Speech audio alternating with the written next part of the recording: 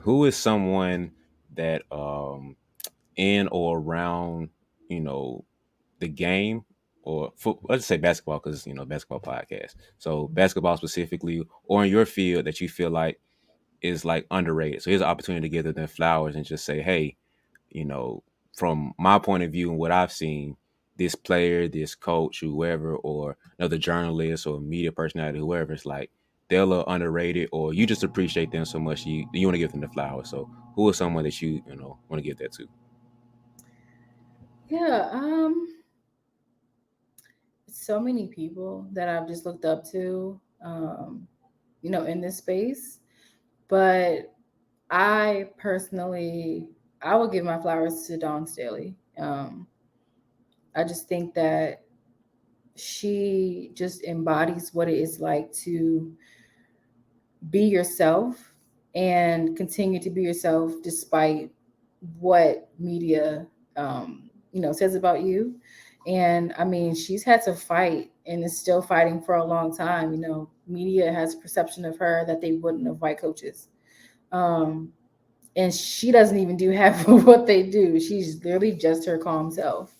And unfortunately, I just feel like it follows her players, and I think it followed Asia, unfortunately, Mm-hmm. because they're like, oh, look at this black team with a black coach. They're cultured, and that's just not what right now the WNBA is used to. And they're looking back at Dawn.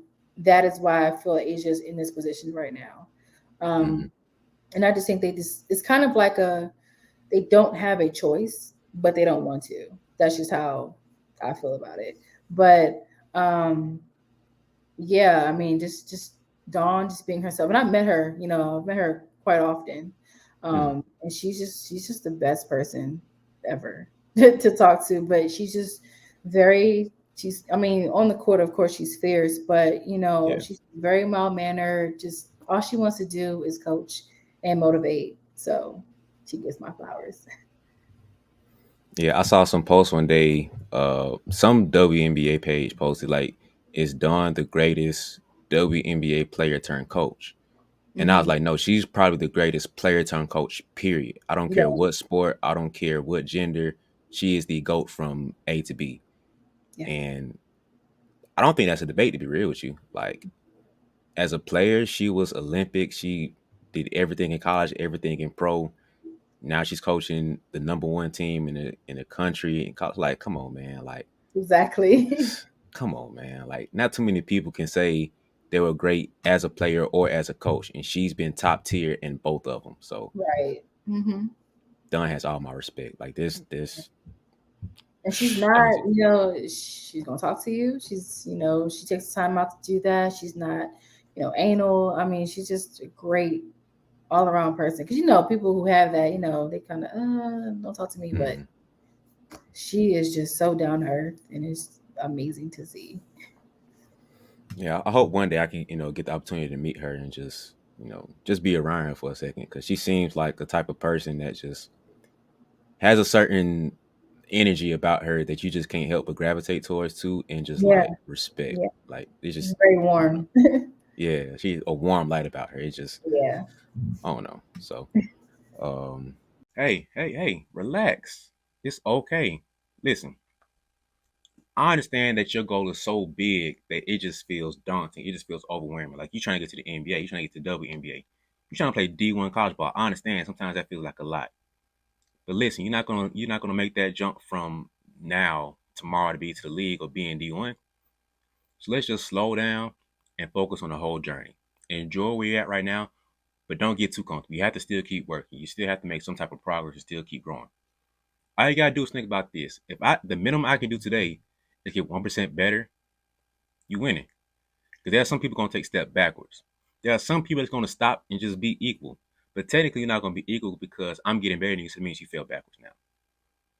And so you gotta get 1% better. Because it's a slow grind from where you're at now to where you want to get to. You don't have to worry about taking over the world in one day. Just take over step by step, one piece at a time, 1% better. It's a whole journey. Okay, you got this goal that's just hanging over you, weighing you down. But this goal, the end destination, It's not gonna change. So you have to appreciate the journey and taking steps to get there.